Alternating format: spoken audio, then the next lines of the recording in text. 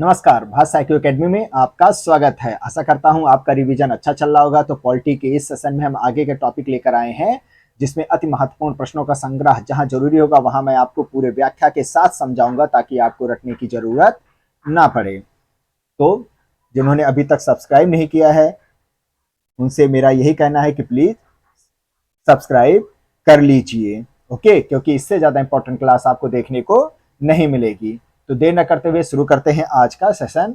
उच्चतम न्यायालय, first question है, भारत एक मिनट भारत में उच्चतम न्यायालय का उद्घाटन किस तिथि में हुआ था? तो ये हुआ था 28 जनवरी 1950 को। वैसे तो जो इसकी स्थापना हुई थी वो हुई थी अनुच्छेद 124 के तहत, जो कि हमारे भारतीय संविधान के द्वारा ही दिया गया है। इसके तहत 26 जनवरी 1950 को इसकी स्थापना हुई थी। ओके, उद्घाटन 28 जनवरी 1950 को हुआ था। नेक्स्ट क्वेश्चन है, भारत के सर्वोच्च न्यायालय की स्थापना हुई थी भारतीय संविधान के द्वारा हुई थी। अनुच्छेद 124 में इसका जिक्र किया गया है। उच्चतम न्यायालय के न्यायाधीश किस प्रकार हटाए जा सकते हैं? तो ये राष्ट्रपति के द्वारा संसद की सिफारिश पर ही हटाए जा सकते हैं, ऐसे नहीं उनको निकाला जा सकता है। ओके, और हाँ, एक चीज मैं और आपको बता देना चाहता हूं, महाभियोग एक वर्ड आप हमेशा सुनते हैं, राष्ट्रपति के लिए ये वर्ड केवल इस्तेमाल होता है। ओके, ये वर्ड आप कभी भी उच्चतम न्यायालय या इन न्यायाधीशों के लिए नहीं मिलेगा, क्योंकि संविधान में इनके लिए एक अलग वर्ड इस्तेमाल किया गया है, रिमूव। जो एग्जैक्ट बोला जाएगा, हटाना वर्ड इस्तेमाल किया गया है। ओके, उच्चतम न्यायालय उच्च न्यायालय के न्यायाधीशों को हटाने के लिए बात कही गई है। महाभियोग वर्ड केवल और केवल राष्ट्रपति के लिए संविधान में जिक्र किया गया है। नेक्स्ट क्वेश्चन है, सर्वोच्च न्यायालय के न्यायाधीशों की सेवानिवृत्ति की उम्र क्या होती है? 65 वर्ष होती है। भारत के उच्चतम न्यायालय की स्वायत्तता की रक्षा हेतु क्या क्या प्रावधान किया गया है? तो उनकी जो स्वायत्तता की रक्षा की बात कही गई है उसमें प्रावधान किया गया है, उच्चतम न्यायालय के न्यायाधीशों की जो नियुक्ति करते समय भारत के राष्ट्रपति को भारत के मुख्य न्यायाधीश से विचार विमर्श करना पड़ता है। कॉलेजियम सिस्टम याद होगा आपको। न्यायाधीशों का वेतन भारत के संचित निधि पर आरोपित होता है, जिस पर विधानमंडल को अपना मत नहीं देना होता है। ओके, जो भी इनका वेतन होता है वो भारत के संचित निधि पर ही पूरी तरीके से भारित होता है, याद रखिएगा इस चीज को। नेक्स्ट है, दिया गया कथन जो कि सही है, इसमें इसमें 3 अनुच्छेदों का जिक्र किया गया है। एक अनुच्छेद है 138, 146(5) और 229(3). तो 138 में क्या कहा गया है? इसमें कहा गया है कि संसद जो है, ध्यान दीजिएगा, संसद वो कोई भी कानून बनाकर, विधि बनाकर उच्चतम न्यायालय की संघ सूची के संबंध में जो उनकी अतिरिक्त अधिकारता है उसमें विस्तार कर सकती है।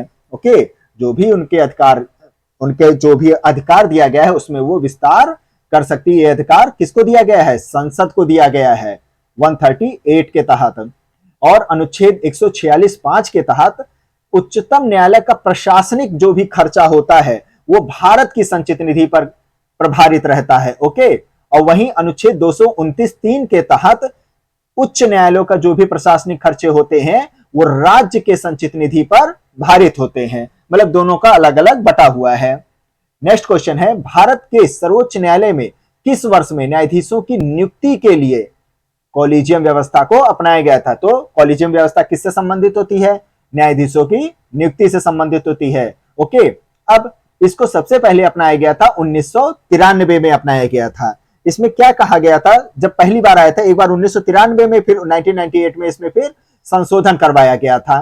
तो 1993 में कहा गया था कि राष्ट्रपति को जब किसी भी न्यायाधीश को नियुक्त करने के लिए राष्ट्रपति को जब सलाह देने की जरूरत पड़ेगी तो उसके लिए 2 वरिष्ठतम न्यायाधीश जरूर होने चाहिए। इस कॉलेजियम प्रणाली में 2 वरिष्ठतम न्यायाधीश की बात कही गई थी 1993 में। ओके, ये सलाह देंगे राष्ट्रपति को, जो कि राष्ट्रपति के लिए बाध्यकारी बना दिया गया था। ओके, कि इनके द्वारा जो भी सलाह रहेगा वो राष्ट्रपति के लिए क्या रहेगा? बाध्यकारी रहेगा। लेकिन फिर 1998 में इसमें विस्तार कर दिया गया, 2 की जगह 4 कर दिया गया। ओके, कि 4 अन्य वरिष्ठतम न्यायाधीशों को इसमें सम्मिलित कर दिया गया। समझ गए ये चीज अच्छे से? चलिए, नेक्स्ट क्वेश्चन है, निम्नलिखित में से किसमें उच्चतम न्यायालय के न्यायाधीशों के नियुक्ति में कार्यपालिका, विधायिका और मुख्य न्यायाधीश की भागीदारी की अनुशंसा की गई है? तो किसमें की गई है? देखिए, 4 ऑप्शन दिए गए हैं। संविधान के कार्यान्वयन के पुनरीक्षण का राष्ट्रीय आयोग, राष्ट्रीय न्यायिक आयोग, द्वितीय प्रशासनिक सुधार आयोग, विधि आयोग का प्रतिवेदन। तो क्वेश्चन जो था कि उच्चतम न्यायालय के न्यायाधीशों की नियुक्ति में कार्यपालिका का, विधायिका का और मुख्य न्यायाधीश की भागीदारी की जो अनुशंसा की गई है वो द्वितीय प्रशासनिक सुधार आयोग में की गई है। याद रखिएगा इसे, द्वितीय प्रशासनिक सुधार आयोग, इस आयोग का जो गठन किया गया था ये 2005 में किया गया था, 31 अगस्त को। ओके, और वीरप्पा मोइली साहब जो है इसकी अध्यक्षता कर रहे थे। ओके, उनके समय में इसको गठित किया गया था, द्वितीय प्रशासनिक सुधार आयोग। नेक्स्ट क्वेश्चन है, भारत के सर्वोच्च न्यायालय में किस प्रकार के न्यायाधीश की नियुक्ति की जा सकती है?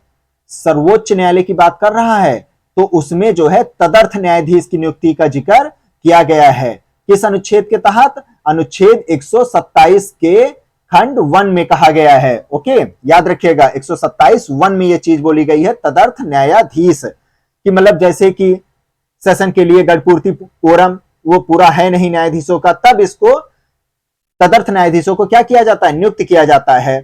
इसमें क्या होता है कि भारत को जो मुख्य न्यायमूर्ति होते हैं, ओके, जो मुख्य मेन न्यायमूर्ति साहब होते हैं वो राष्ट्रपति की पूर्व अनुमति, याद रखिएगा उनकी राष्ट्रपति की पूर्व सहमति की जरूरत जरूर पड़ती है। उसके बाद ही किसी संबंधित उच्च न्यायालय के जो भी न्यायाधीश होंगे उनको एज ए तदर्थ न्यायाधीश के रूप में नियुक्त कर दिया जाता है।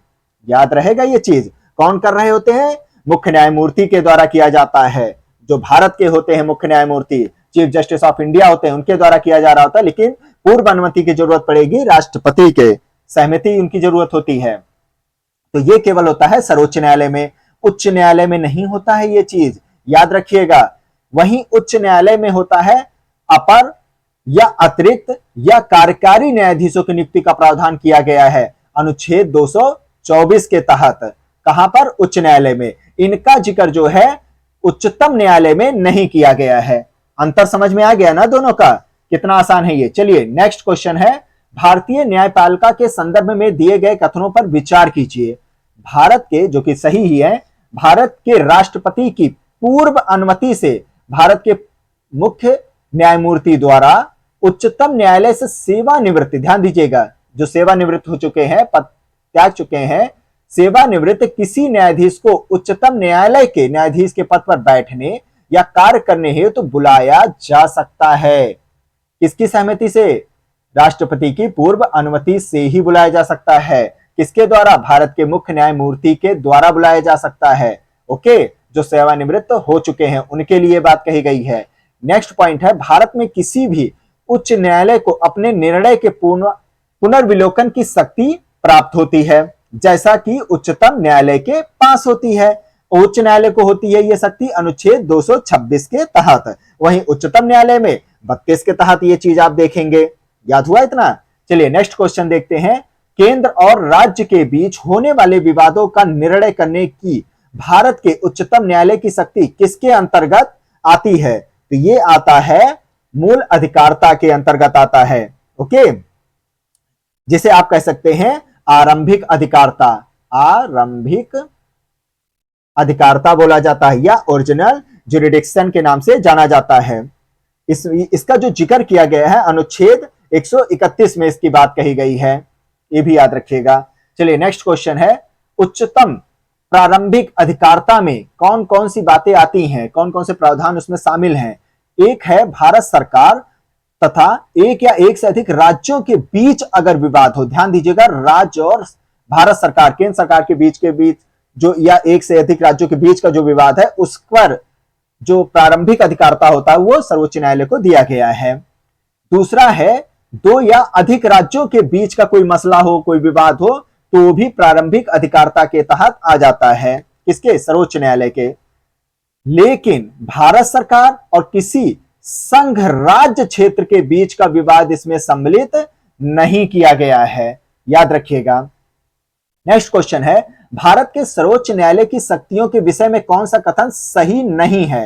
ध्यान दीजिएगा, सही नहीं है पूछ रहा है, तो सही आंसर है इसके पास, सर्वोच्च न्यायालय की बात कर रहा है शक्तियों के विषय में, इसके पास जनता के मूल अधिकारों की रक्षा के लिए आदेश जारी करने की जो शक्ति दी गई है अनन्य है, ये गलत है, उनको अनन्य शक्ति नहीं दी गई है, जबकि यहां पर लिख दिया है कि मूल अधिकारों की रक्षा करने के लिए आदेश जारी करने की अनन्य शक्ति है। यहीं पर यह गलत साबित हो गया है। बाकी इसके दिए गए ऑप्शन जो है सही हैं।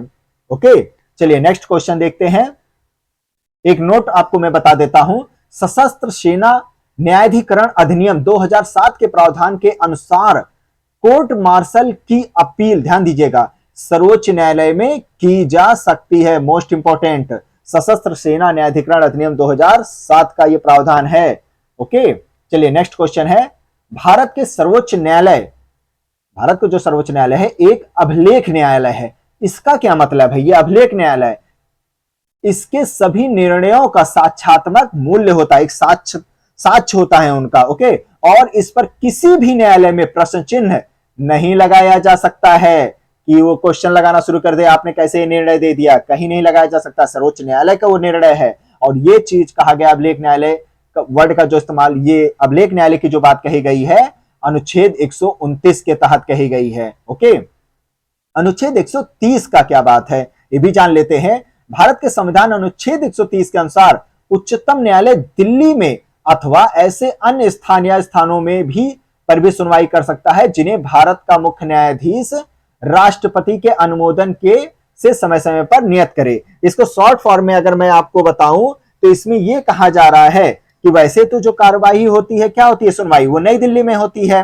ना, लेकिन क्या होता है कि कुछ ऐसी परिस्थितियां आ जाती है, किसी अन्य स्थान पर सुनवाई की जरूरत आन पड़ती है, तो अनुच्छेद 130 के तहत राष्ट्रपति के अनुमोदन के बाद ही अन्य स्थान पर उसकी सुनवाई हो सकती है। ओके, वो समय नियत किया जा सकता है, उनके द्वारा राष्ट्रपति के अनुमोदन के बाद ही समय जो है नियत किया जाता है कि हाँ इस समय ये कार्रवाई सुनवाई होगी। समझ गए चीज। नेक्स्ट क्वेश्चन है, भारतीय संविधान के अनुच्छेदों में से कौन सर्वोच्च न्यायालय द्वारा संविधान का अनुल्लंघनीय मौलिक ढांचा घोषित किया गया है? सर्वोच्च न्यायालय का द्वारा यह किया गया अनुल्लंघनीय, जिसमें उल्लंघन वाली बात होती है नहीं होती है, अनुल्लंघनीय मौलिक ढांचा। अनुच्छेद 32 ये रिटों से संबंधित होता है, अनुच्छेद 32 और अनुच्छेद 226। ओके, एक उच्च न्यायालय एक उच्चतम न्यायालय को जो अधिकारता रिट से संबंधित अधिकार दिए गए हैं। ओके, और वहीं एक अनुच्छेद होता है 227, ये होते हैं तीनों अनुच्छेद अनुल्लंघनीय मौलिक ढांचा, इनको घोषित किया गया है, याद रखिएगा। इसमें आपको मैं बता देता हूं अनुच्छेद 227 के बारे में, उच्च न्यायालय की अधीनस्थ न्यायालय पर अधीक्षण की शक्ति प्रदर्शित करता है कि उच्च न्यायालय के अंडर में जो उनके नीचे के जो भी अधीनस्थ न्यायालय है उस पर जो अधीक्षण की शक्ति प्रदान की गई है उच्च न्यायालय को, उसकी बात कही गई है अनुच्छेद 227 में। ओके, नेक्स्ट क्वेश्चन है, भारत में संविधान के मूल संरचना के सिद्धांत का स्रोत कैसा है? न्यायिक व्याख्या क्या है? बिल्कुल सही। ओके, इसके नोट को हम आपको बताते हैं। केशवानंद भारती बनाम भारत संघ का मामला 1973 का जो कि था, इस वाद में न्यायमूर्ति सीकरी साहब थे। ओके, इन्होंने संविधान की मूल संरचना के सिद्धांत की व्याख्या की, मूल संरचना के सिद्धांत की व्याख्या कर रहे हैं, और जिसका अनुमोदन फिर मिनर्वा मिल्स के बाद में किया गया था। ओके, याद रखिएगा। नेक्स्ट क्वेश्चन, उच्चतम न्यायालय द्वारा आज तक की दूसरी सबसे बड़ी खंडपीठ किस केस में बनी थी? तो वो बनी थी गोलकनाथ केस में बनी थी। ओके, जो कि 1967 में हुआ था। गोलकनाथ बनाम पंजाब राज्य का मामला था 1967 का। इसमें 11 न्यायाधीश बैठे थे। वहीं केशवानंद भारती 1973 में जो हुआ था मामला, इसमें 13 न्यायाधीशों का खंडपीठ बैठा था। तो हुआ ना, केशवानंद भारती का केस पहला नंबर पे सबसे बड़ा था, दूसरे नंबर पर गोलकनाथ केस का मामला था। चलिए नेक्स्ट क्वेश्चन देखते हैं। किस वाद में उच्चतम न्यायालय ने यह धारणा व्यक्त की कि मूल अधिकार व्यक्ति को जैसा उसे अच्छा लगे उसी तरह अपनी जिंदगी की रूपरेखा तैयार करने के लिए सक्षम बनाते हैं? जैसा जिसको ठीक लगे वैसे अपनी जिंदगी की रूपरेखा तैयार कर ले, ये बात कही गई थी। गोलकनाथ बनाम स्टेट ऑफ पंजाब का मामला 1967 में यह धारणा व्यक्त की गई थी। ओके, नेक्स्ट क्वेश्चन है, भारतीय संविधान का कौन सा अनुच्छेद संवैधानिक विवाद में सर्वोच्च न्यायालय के अपीलीय क्षेत्राधिकार से संबंधित होता है? ध्यान दीजिएगा, संवैधानिक विवाद का जब मामला आ जाता है तो उसमें अपीलीय क्षेत्राधिकार की जो सर्वोच्च न्यायालय की बात होती है वो किस अनुच्छेद में उसका जिक्र किया गया है? अनुच्छेद 134 ए को मिलाकर अनुच्छेद जब 132 को पढ़ा जाता है तब ये अधिकार निकल के आता है। ओके, चलिए मैं आपको अनुच्छेद 132 के बारे में बता देता हूं। इसमें उच्च न्यायालय की जो होती है, अनुच्छेद 132 में जो होता है, इसमें हाई कोर्ट की जो भी सिविल, दांडिक या अन्य कार्यवाही में दिए गए किसी निर्णय, ध्यान दीजिएगा, हाई कोर्ट ने कोई ऐसा निर्णय दे दिया हो, कोई डिक्री दे दिया हो, कोई अंतिम आदेश दे दिया हो, तो इसकी जो अपील है उच्चतम न्यायालय में की जा सकती है। ओके, सुप्रीम कोर्ट में की जा सकती है, जिसका निर्णय हाई कोर्ट ने कर दिया हो। किसी सिविल, दांडिक या अन्य कार्यवाही का जो भी उसने निर्णय दिया हो, आप सुप्रीम कोर्ट में ले जा सकते हैं। ये अनुच्छेद 132 में इसका जिक्र किया गया है। समझ गए इतना अच्छे से?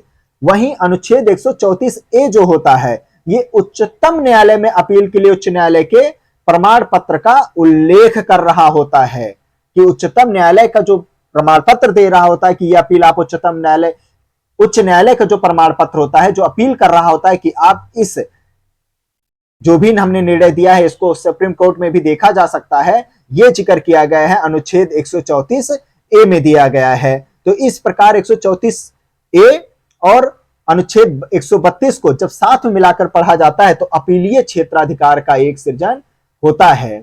समझ गए ये चीज? नेक्स्ट क्वेश्चन है, संविधान की व्याख्या से संबंधित सभी विवाद सर्वोच्च न्यायालय के पास लाए जा सकते हैं, अपीलीय क्षेत्राधिकार के अंतर्गत लाए जा सकते हैं। वही चीज जो मैंने अभी आपको समझाया था। ओके, नेक्स्ट है, उच्चतम न्यायालय की अपीलीय अधिकारता को निम्न शीर्षकों में विभाजित किया जा सकता है। कौन कौन से में अनुच्छेद होते हैं जो कि अपीलीय अधिकारता का होता है उच्चतम न्यायालय के केस में? तो अनुच्छेद 132 एक तो आता है, अनुच्छेद 133 होता है, अनुच्छेद 134 होता है, अनुच्छेद 136 होता है। ये अपीलीय अधिकारता होती है उच्चतम न्यायालय की।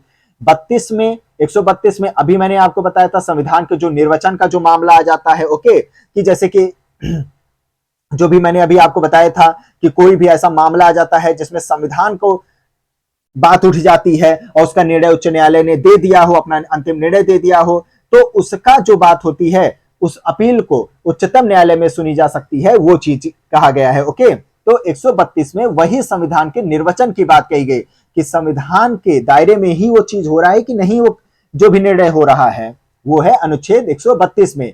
133 में सिविल मामलों की केवल बात कही गई है, केवल और केवल सिविल मामलों की, ध्यान दीजिएगा। 134 में केवल आपराधिक दांडिक मामलों की बात कही गई है और 136 में विशेष इजाजत से संबंधित अपील की बात कही गई है। ओके, ये थे अपीलीय क्षेत्राधिकार। नेक्स्ट क्वेश्चन है, भारत में सुधारात्मक याचिका उच्चतम न्यायालय में किस अनुच्छेद के अंतर्गत दाखिल की जा सकती है? तो अनुच्छेद 142 के तहत सुधारात्मक याचिका की बात कही गई है। याद रखिएगा, इसमें जो होता है जैसे कि यह याचिका सर्वोच्च न्यायालय के किसी अंतिम निर्णय के पश्चात उसकी समीक्षा, ध्यान दीजिएगा, समीक्षा याचिका के खारिज किए जाने के बाद ही दाखिल की जा सकती है। यानी कि क्या कहा जाता है, जैसे ही सर्वोच्च न्यायालय को कोई अपना अंतिम निर्णय उन्होंने दे दिया है, तो उस अंतिम निर्णय के बाद जो भी एक रिव्यू पिटीशन निकलता है, उसके बाद ही क्या कहा जाता है, सुधारात्मक याचिका को दायर किया जा सकता है। यह है इसका सरल वर्डों में। समझ गए चीज? लेकिन ध्यान दीजिएगा, रिव्यू पिटीशन समीक्षा याचिका के बाद ही हो सकता है ये चीज। ओके, नेक्स्ट क्वेश्चन है, भारत में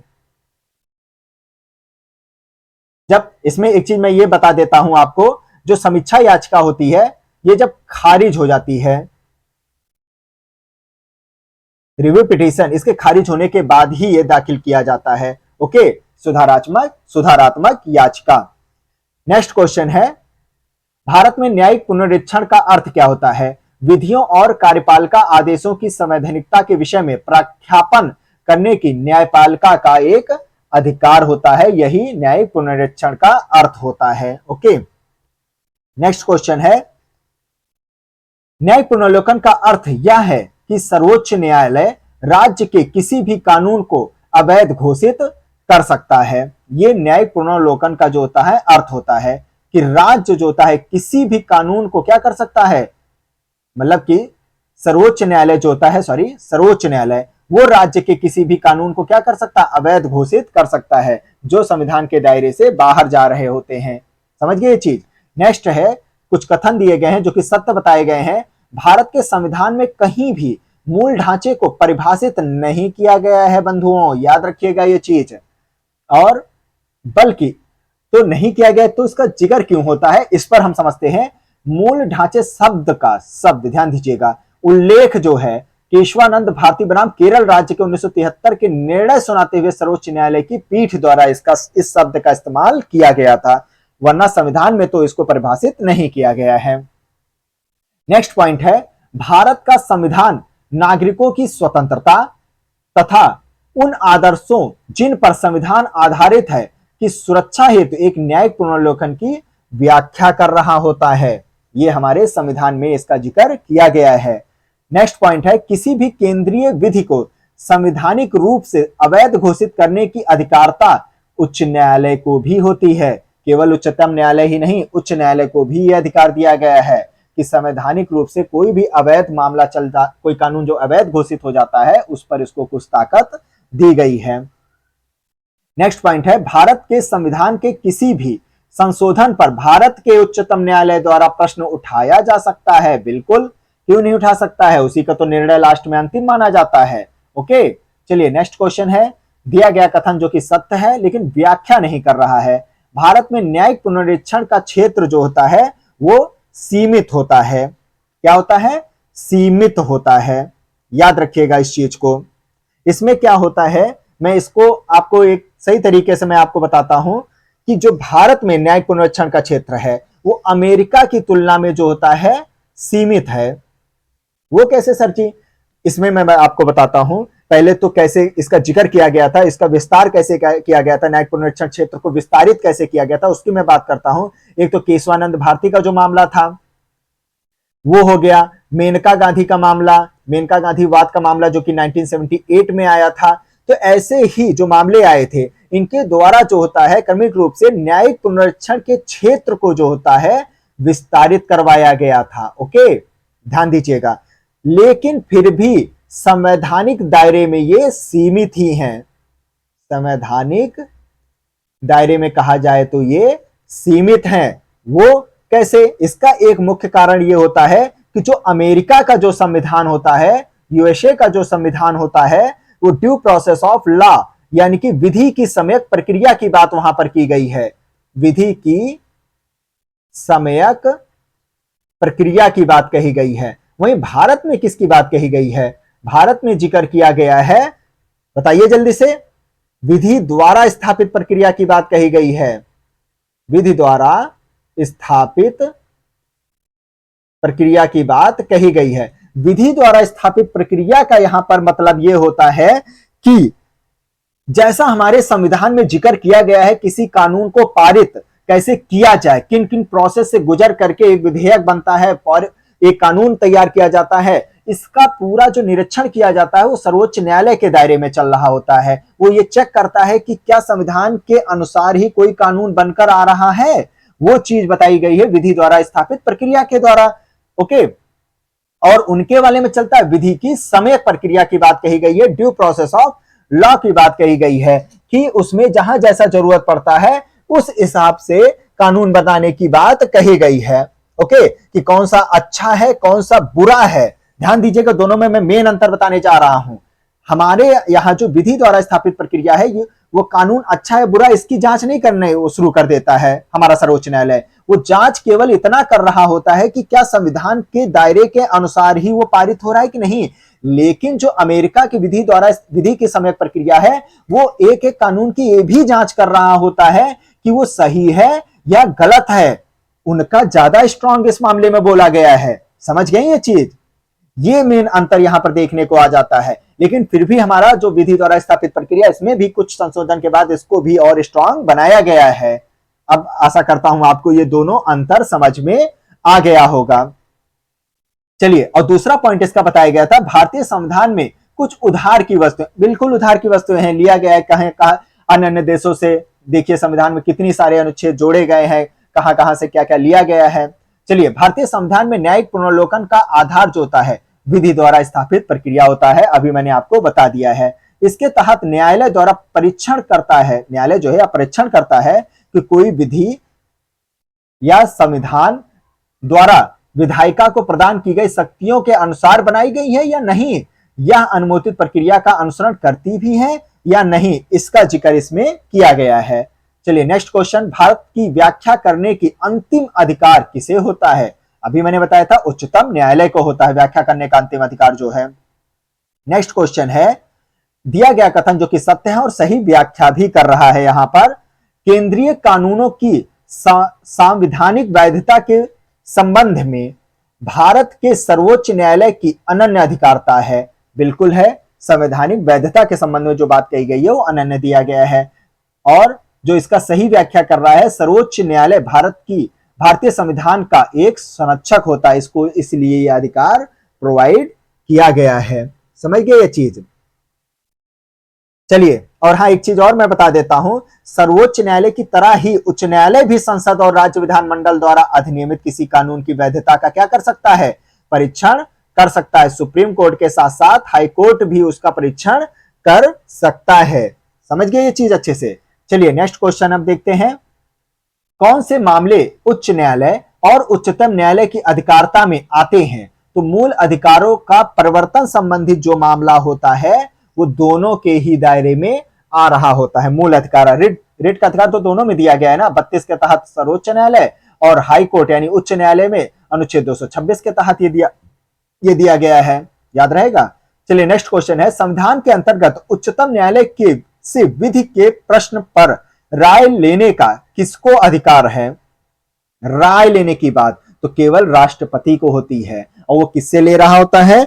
उच्चतम न्यायालय के न्यायाधीश से ले रहा होता है। उच्च न्यायालय को यह अधिकार नहीं दिया गया है, ध्यान दीजिएगा ये चीज।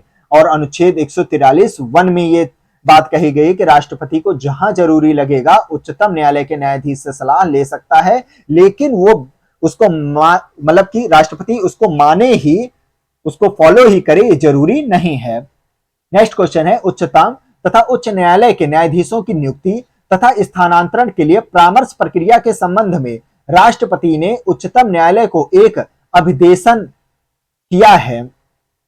इसमें इतना लंबा चौड़ा जाने की बात नहीं है, परामर्श प्रक्रिया वर्ड देख लीजिएगा, अनुच्छेद 143 का खंड 1 लगा के आ जाइएगा, सिंपल है। ओके, है ना आसान? अनुच्छेद 143 के अंतर्गत राष्ट्रपति सर्वोच्च न्यायालय से 2 प्रकार की सलाह मांग सकता है। चलिए यहां पर मैं बता देता हूं 2 सलाह कौन सी है। एक तो लोक महत्व के विषय पर कोई भी कानून का मामला आ जाता है, कोई तथ्य आ जाता है तो उससे संबंधित कि भैया जो भी है न्यायाधीश, राष्ट्रपति उनसे कहते हैं हमको इसके बारे में कुछ बताइए आप, तो वो बताएंगे उसके लिए। लेकिन जरूरी नहीं है कि इस मामले में सर्वोच्च न्यायालय पूरा बाध्य हो, इस मामले में परामर्श देना सर्वोच्च न्यायालय के लिए बाध्यकारी नहीं होता है। ओके, लेकिन जो दूसरा बात होती है, दूसरा मामला होता है, वो कौन सा होता है? किसी पूर्व संवैधानिक संधि, समझौते या अन्य समकक्षीय कोई विषय अगर आ जाता है तब तो भैया परामर्श देना ही होगा उनको, है ना। लेकिन दोनों ही केसेस में जो राष्ट्रपति है वो बाध्य नहीं होते हैं कि उसको माने ही। समझ गए ये चीज?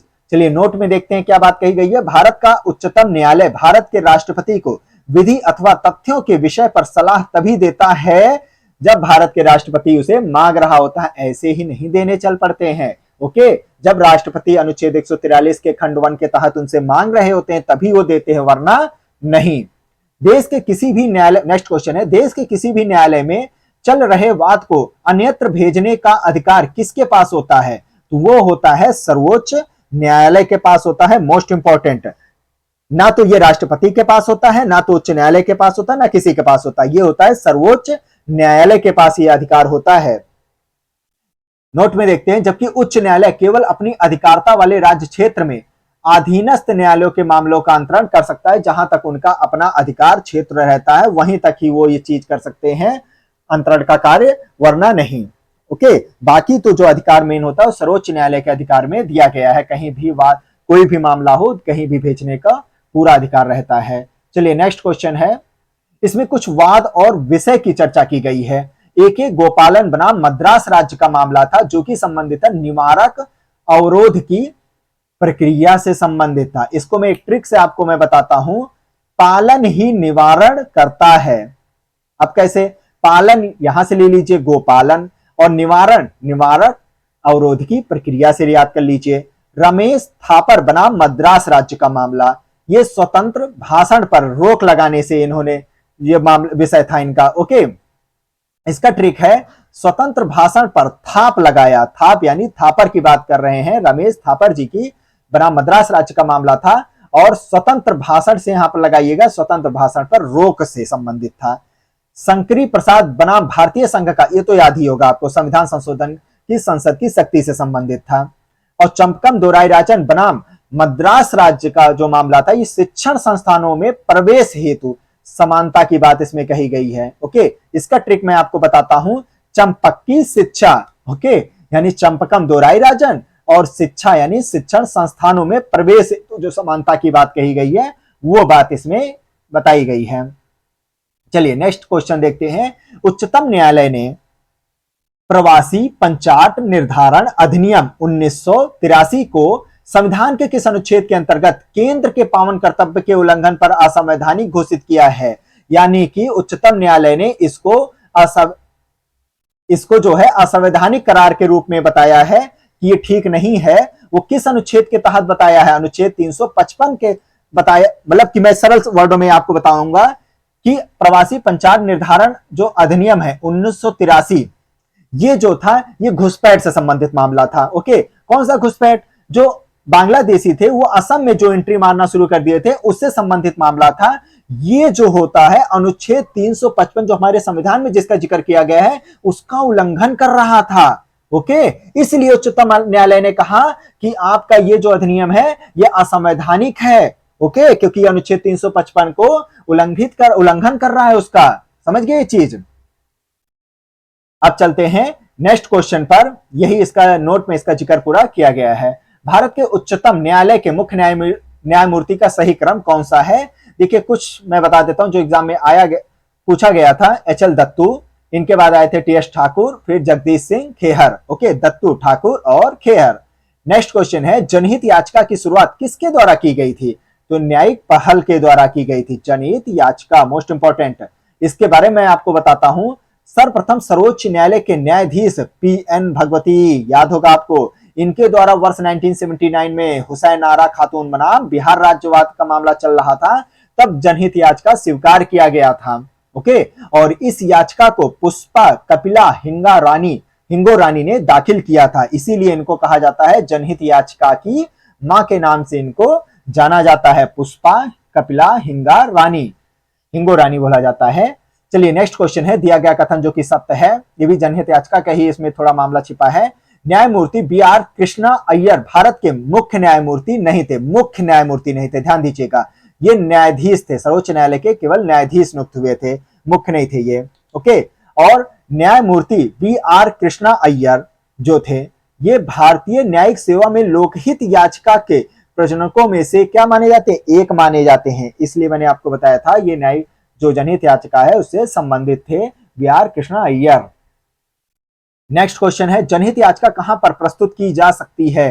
तो ये आप सर्वोच्च न्यायालय में भी प्रस्तुत कर सकते हैं और उच्च न्यायालय में भी, दोनों जगह आप इसे प्रस्तुत कर सकते हैं। इसे आप अच्छे से याद कर लीजिएगा। नेक्स्ट है, दिया गया कथन जो कि सत्य बताया जा रहा है और सही स्पष्टीकरण भी कर रहा है, सही व्याख्या भी कर रहा है, वो देखते हैं। जनहित याचिका जन सहयोगी नागरिकों को न्यायालय तक जाने की पूरी स्वीकृति देता है। जिसको जरूरत है न्यायालय जा सकता है, कोई रोक टोक नहीं है। जन सहयोगी व्यक्ति उस व्यक्ति के लिए न्याय मांग सकते हैं जो किसी कारण से न्यायालय तक पहुंच पाने में असमर्थ होते हैं। तो जो इसके लिए जो व्यक्ति होते हैं वो किसी वर्ग विशेष का जो भी दिक्कत होती है उसको ले जाकर के न्यायालय के समक्ष रख सकते हैं। नेक्स्ट क्वेश्चन है, लोकहितवाद मुकदमे की संकल्पना का उद्गम देश कौन सा था? तो ये सबसे पहले संयुक्त राज्य अमेरिका में यह बात आई थी। भारत में न्यायिक सक्रियता संबंधित है जनहित याचिका से ही संबंधित होता है, न्यायिक सक्रियता। ओके, नेक्स्ट क्वेश्चन है, यह किसने कहा कि न्यायिक सक्रियतावाद को न्यायिक जोखिमवाद नहीं होना चाहिए? तो यह कहा गया था न्यायमूर्ति ए.एस. आनंद जी के द्वारा कहा गया था कि उन्होंने कहा था जो सक्रियतावाद है वो जोखिम नहीं होना चाहिए भाई, इसलिए तो हम आनंद रहेंगे। ऐसे याद करिए ट्रिक की तरह। यह कानून, इस कानून के अंतर्गत यह विहित है कि भारत के उच्चतम न्यायालय की संपूर्ण कार्यवाही अंग्रेजी भाषा में होगी। किसके अंतर्गत? भारतीय संविधान के अनुच्छेद 348 348 में यह बात कही गई है। Most important. चलिए आगे हम जानते हैं उच्च न्यायालय एवं अधीनस्थ न्यायालयों के बारे में। उच्च न्यायालय के मुख्य न्यायमूर्ति तथा अन्य न्यायाधीशों की जो नियुक्ति की जाती है वो राष्ट्रपति करते हैं। ध्यान दीजिएगा, मोस्ट इंपॉर्टेंट है। और राष्ट्रपति अपने हस्ताक्षर और मुद्रा सहित अभिपत्र के द्वारा उच्च न्यायालय के प्रत्येक न्यायाधीशों को क्या कर रहे होते हैं? नियुक्त कर रहे होते हैं। ओके, यहां पर ये हटा दीजिएगा। उनके एक अधिपत्र के द्वारा जो होता है उच्च न्यायालय के प्रत्येक न्यायाधीशों को क्या करते हैं? नियुक्त कर रहे होते हैं। चलिए नेक्स्ट क्वेश्चन है। अब इसमें क्वेश्चन हम बात करते हैं, ये तो जस्ट एक नोट था। उच्च न्यायालय के न्यायाधीशों के वेतन और भत्ते दिए जाते हैं। कैसे दिए जाते हैं? वो राज्य के समेकित निधि से दिए जाते हैं। Most important. ओके, दिया गया कथन जो कि सत्य आपके सामने दिया गया है। भारत में 25 उच्च न्यायालय हैं। मार्च 2013 में 3 राज्य कौन कौन से? मेघालय, मणिपुर और त्रिपुरा। नए उच्च न्यायालय की स्थापना इसमें की गई थी मार्च 2013 में, तब बन गए टोटल 25। पंजाब, हरियाणा और केंद्र शासित प्रदेश चंडीगढ़ का एक ही सामूहिक उच्च न्यायालय है। ओके, और तीसरा पॉइंट है राष्ट्रीय राजधानी क्षेत्र दिल्ली का अपना स्वयं का एक उच्च न्यायालय है। तो ये सारे कथन यहां पर सत्य थे। भारत के कितने उच्च न्यायालयों की अधिकारता में एक से अधिक राज्य आते हैं? तो 3 उच्च न्यायालयों में एक से अधिक राज्य आते हैं। वो कौन से हैं? गुवाहाटी उच्च न्यायालय, मुंबई उच्च न्यायालय, पंजाब व हरियाणा उच्च न्यायालय। गुवाहाटी उच्च न्यायालय में अरुणाचल प्रदेश, असम, नागालैंड, मिजोरम। मुंबई उच्च न्यायालय में महाराष्ट्र, गोवा। पंजाब हरियाणा उच्च न्यायालय, पंजाब और हरियाणा। नेक्स्ट क्वेश्चन है, उच्च न्यायालय में किस उच्च न्यायालय की सबसे अधिक बेंच है? तो मुंबई उच्च न्यायालय और गुवाहाटी उच्च न्यायालय, इनके सबसे ज्यादा बेंच हैं। 3 बेंच हैं इनके। ओके, याद रखिएगा इस चीज को। चलिए, जो गुवाहाटी उच्च न्यायालय है इसमें जो 3 बेंच हैं वो है कोहिमा, आइजोल और ईटानगर हैं। ओके, चलिए नेक्स्ट है, उतना याद करने की जरूरत नहीं है, बस इतना याद कर लीजिए। मुंबई उच्च न्यायालय और गुवाहाटी उच्च न्यायालय के सबसे अधिक बेंच हैं। जब किसी उच्च न्यायालय का मुख्य न्यायाधीश प्रशासनिक हैसियत से काम करता है तो किसके अधीन आता है? प्रशासनिक हैसियत से। यहीं पर तो ये पॉइंट है। उच्च न्यायालय के अन्य न्यायाधीशों में से किसी की भी रिट अधिकारता के अधीन आ जाता है। ओके, वो रिट अधिकारता के दायरे में आ जाता है। एक उच्च अधिकार प्राप्त न्यायालय द्वारा उत्प्रेषण रिट जारी की जाती है। बताइए कैसे? एक अधीनस्थ न्यायालय को कि वह पुनः निरीक्षण हेतु एक मामले विशेष की कार्यवाही का अभिलेख उन्हें हस्तांतरित कर दे। मतलब कोई मामला चल रहा हो, लंबित चल रहा कोई मामला है, तो उसको जो होता है अधीनस्थ न्यायालय के द्वारा अपने अपर न्यायालय को उसे हस्तांतरित करने की, उच्च न्यायालय को हस्तांतरित करने की बात कही गई है, जो उत्प्रेषण रिट के दायरे में आती है। समझ गए ये चीज? नेक्स्ट क्वेश्चन है, कौन सी एक याचिका अधीनस्थ न्यायालयों की कार्य पद्धति पर ही परीक्षण कर रही होती? तो वही उत्प्रेषण जो होता है रिट, वो उनके कार्य पद्धति पर परीक्षण करती है। कौन एक रिट न्यायालय में कार्यवाही लंबित होने की दशा में लागू की जाती है? अगर लंबित वाला वर्ड आ जाए तो प्रतिषेध या प्रोविशन की बात कही जाती है। तब कितना लंबा समय क्यों चला भैया, हम हमारे सामने उसको भेजिए, हम देखते हैं उस चीज को। ओके, ये चीज कही जाती है प्रतिषेध या प्रोविशन में। नेक्स्ट है, दिया गया कथन जो कि सत्य है किंतु सही व्याख्या नहीं कर रहा है। न्यायालय के आदेशों की जानबूझकर अवज्ञा करना या उनका पालन ना करना तथा व्यवहारिक व्यवहार के बारे में अनादर सूचक भाषा का प्रयोग करना न्यायालय की अवमानना की कोटि में आता है, उनकी अवमानना के दायरे में इसे रखा जाता है। ओके, और दूसरा पॉइंट है न्यायिक सक्रियतावाद। न्यायपालिका को अवमाननापूर्ण व्यवहार को दंडित करने के दंडात्मक अधिकार दिए बिना कार्यान्वित नहीं किया जा सकता है। ओके, जो न्यायिक सक्रियतावाद वर्ड है, जब तक उनको एक दंडात्मक अधिकार नहीं दिया जाएगा न्यायपालिका को, तब तक कैसे क्रियान्वित हो सकता है कि कोई भी ऐसे अवमानना करता हुआ चल पड़ेगा मुंह उठा करके। ओके भाई, दंड मिलना जरूरी है तभी तो वो सुधरेंगे, ये चीज इसमें कही गई है, लेकिन व्याख्या नहीं करती है। कथन दोनों सही है। उच्च न्यायालय की परमादेश जारी करने की शक्ति के अंतर्गत आते हैं संवैधानिक अधिकार, सांविधिक अधिकार और मौलिक अधिकार। ये तीनों ही परमादेश जारी करने की शक्ति के अंतर्गत आते हैं। ओके, नेक्स्ट क्वेश्चन अब हम देखते हैं। दिया गया कथन जो कि सत्य है और सही व्याख्या भी करता है। भारतीय नागरिकों के अधिकारों को संरक्षित करने में उच्च न्यायालय उच्चतम न्यायालय की अपेक्षा बढ़िया स्थिति में है। उच्च न्यायालय उच्चतम न्यायालय की अपेक्षा में क्या है? बढ़िया स्थिति में है। ओके, अधिकारों को, मूल अधिकारों को संरक्षित करने के मामले में याद रखिएगा, मोस्ट इंपॉर्टेंट पॉइंट है ये। और नेक्स्ट है, सर्वोच्च न्यायालय केवल मौलिक अधिकारों के संरक्षण के लिए परमादेश जारी कर सकता है, अन्य नहीं। इसलिए ज्यादा अधिकार जो है इस मामले में अगर यहां देखा जाता है तो उच्च न्यायालय को प्रोवाइड किया गया है। समझ गए चीज? इसीलिए तो सही व्याख्या कर रहा है वो। एक उच्च न्यायालय का न्यायाधीश अपना त्यागपत्र संबोधित करता है किसको? राष्ट्रपति को देगा कि भैया हमारा त्यागपत्र आप ले लीजिए। ओके, चलिए नेक्स्ट क्वेश्चन अब हम देखते हैं। नेक्स्ट क्वेश्चन में बताया गया है, किस उच्च न्यायालय में यह फैसला दिया, किस उच्च न्यायालय ने यह फैसला दिया कि एक ही बार में 3 बार तलाक कहने से तलाक होना गैर कानूनी है? इलाहाबाद उच्च न्यायालय ने कहा था। रहमतुल्ला बनाम स्टेट ऑफ यूपी 1994 के मामले में कहा गया था। Okay, Rahmatullah versus state of UP सरकार के द्वारा 1994 में यह बात आई थी। ओके, चलिए नेक्स्ट है, विधि आयोग के किस अध्यक्ष ने अपने रिपोर्ट में समर्थन किया है कि प्रत्येक उच्च न्यायालय के 1/3 न्यायाधीश दूसरे राज्यों से होने चाहिए?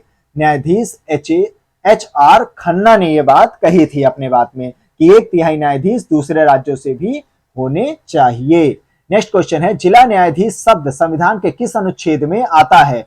तो जिला न्यायाधीश शब्द जो होता है अनुच्छेद 233 में इसका जिक्र किया गया है। नेक्स्ट क्वेश्चन है, भारत के संविधान के अनुसार जिला न्यायाधीश अभिव्यक्ति के अंतर्गत सम्मिलित नहीं किया गया। किस अभिव्यक्ति के अंतर्गत, मतलब जिला न्यायाधीश के अभिव्यक्ति के अंतर्गत कौन सी बात शामिल नहीं होती है, ये बात यहां पर कर रहा है। तो अधिकरण न्यायाधीश नहीं शामिल किया गया है उसके दायरे में। कौन कौन सी चीजें इसमें शामिल की गई हैं? मुख्य प्रेसिडेंसी मजिस्ट्रेट भी शामिल होता है, सेशन न्यायाधीश भी शामिल होता है, लघु वाद न्यायालय का मुख्य न्यायाधीश भी जिला न्यायाधीश अभिव्यक्ति के अंतर्गत शामिल होता है अनुच्छेद 236 का के अनुसार, 236 का के अनुसार। लेकिन अधिकरण न्यायाधीश जो होता है यह जिला न्यायाधीश अभिव्यक्ति के अंतर्गत शामिल नहीं किया गया है। नेक्स्ट क्वेश्चन है, भारत के संदर्भ में दिया गया कथन जो कि सत्य है, न्यायिक हिरासत, ध्यान दीजिएगा, एक होता है न्यायिक हिरासत और एक होता है पुलिस हिरासत। इन दोनों को ध्यान से समझिएगा। न्यायिक हिरासत जो होता है इसका क्या मतलब होता है? इसमें जो अभियुक्त होता है संबंधित मजिस्ट्रेट की हिरासत में होता है, मजिस्ट्रेट की हिरासत में होता है। ओके, और उसको केंद्रीय या राज्य कारागार में रखा जाता है, किसी पुलिस स्टेशन के हवालात में नहीं रखा जाता है। ये होता है न्यायिक हिरासत का मतलब। और न्यायिक हिरासत के दौरान मामले का प्रभारी जो पुलिस अधिकारी होते हैं वो न्यायालय की अनुमति के बिना संदिग्ध व्यक्ति से पूछताछ नहीं कर सकते हैं। बिना न्यायालय की अनुमति के किसी से भी ऐसे पूछताछ करने पुलिस अधिकारी नहीं पहुंच सकते हैं। ये होता है न्यायिक हिरासत। वहीं पुलिस हिरासत का क्या मतलब होता है? इसमें जो अभियुक्त होते हैं वो प्रभारी पुलिस अधिकारी या संबंधित जांच एजेंसी के अधिकारी के हिरासत में ही होते हैं तथा उसे पुलिस स्टेशन के हवालात में या अधिकारी की हिरासत में रखा जा सकता है। समझ गए ये चीज? चलिए नेक्स्ट देखते हैं, लोक अदालत के संदर्भ में सही कथनों को। इनमें दीवानी मामलों के साथ साथ, लोक अदालत की बात मैं कर रहा हूं, मोस्ट इंपॉर्टेंट है ये चीज, इसमें दीवानी मामले भी सुने जाते हैं और साथ ही साथ आपराधिक मामलों के भी विचार किया जाता है। ध्यान दीजिएगा, दोनों की बात कही जाती है। लोक अदालत में वर्तमान या सेवानिवृत्त जो न्यायाधीश होते हैं, न्यायिक अधिकारी होते हैं, ओके, अथवा विधि ज्ञान रखने वाले कोई सम्मानीय व्यक्ति होते हैं, वो पीठासीन अधिकारी बनाए जाते हैं। व्यक्ति पीठासीन अधिकारी होता है। सामान्यतः इसमें एक वकील भी शामिल किया जाता है और एक सामाजिक कार्यकर्ता भी इसके सदस्यों में शामिल किए जाते हैं लोक अदालत में। ध्यान रहेगा ये चीज। तो इस प्रकार इसमें कोई भी जो एक अच्छा ज्ञान रखता हो, विधि का ज्ञान रखता हो, उसको भी पीठासीन अधिकारी के रूप में वो न्यायिक अधिकारी होता है। ओके, और एक वकील और सामाजिक कार्यकर्ता भी इसमें सम्मिलित किया जाता है। लोक अदालतों में सामान्य न्यायालयों में लंबित मामलों का दोनों पक्षों के मध्य समझौते के आधार पर निपटारा किया जा सकता है। अगर सामान्य न्यायालयों में भी कोई मामला लंबित चल रहा है, नहीं कोई निर्णय निकल के आ रहा है, तो अगर निपटारे से काम बन रहा है, समझौते से काम बन रहा है, तो लोक अदालत में ले जाकर के देखा जा सकता है। नेक्स्ट क्वेश्चन है, ग्राम न्यायालय अधिनियम के संदर्भ में सही कथन है। इस अधिनियम के अनुसार ग्राम न्यायालय सिविल मामलों के साथ साथ, ध्यान दीजिएगा, सिविल मामलों के साथ साथ कौन, ग्राम न्यायालय आपराधिक मामलों की भी सुनवाई कर सकता है। ये देखिए, ग्राम न्यायालय को यह ताकत दी गई है। और यह अधिनियम स्थानीय सामाजिक सक्रियतावादियों को मध्यस्थ या सुलहकर्ता के रूप में स्वीकार करता है। ग्राम न्यायालय अधिनियम 2008 में यह बात कही गई थी। ग्राम न्यायालय अधिनियम 2008 की धारा 11 यानी कि 11 में यह बात कही गई है। ओके, चलिए नेक्स्ट क्वेश्चन। और ये जो दूसरा वाला है कि इनके लिए एक सुलहकर्ता होगा, ये धारा 27 में ये बात कही गई है। चलिए अब नेक्स्ट में देखते हैं क्या है, राज्यपाल। चलिए राज्यपाल के बारे में अब हम समझते हैं। संविधान के मसौदे में निर्वाचित राज्यपालों के प्रावधानों की मूल योजना को छोड़ दिया गया था। क्यों भैया, क्यों ऐसा, क्यों नहीं कि उनका निर्वाचन क्यों नहीं, जैसे मुख्यमंत्री का निर्वाचन होता है, राज्यपाल का भी क्यों नहीं हो सकता है, क्यों नहीं जनता के द्वारा चुने जा सकते हैं, इसकी बात यहां पर की गई है। इसका तात्पर्य होता है कि एक दूसरा निर्वाचन करना पड़ेगा भैया, खर्चा बढ़ जाएगा। निर्वाचित राज्यपाल अपने को मुख्यमंत्री से बड़ा समझने लगेंगे। राज्यपाल को संसदीय प्रणाली के अधीन ही कार्य करना था, इसीलिए तो ऐसी बात उसमें छोड़ दी गई थी, मूल योजना में इसका जिक्र नहीं किया गया था। किसी राज्य में राज्यपाल की नियुक्ति संविधान के किस अनुच्छेद के तहत होती है? अनुच्छेद 155 के तहत होती है। मोस्ट इंपॉर्टेंट, याद रखिएगा इस चीज को। ओके, भारत के संविधान में कौन सा एक अनुच्छेद भारत में राज्य के एक राज्यपाल, ध्यान दीजिएगा, भारत में राज्य के एक राज्यपाल के रूप में एक व्यक्ति की नियुक्ति के लिए योग्यता निर्धारित करता है, तो अनुच्छेद 157 में इसका जिक्र किया गया है।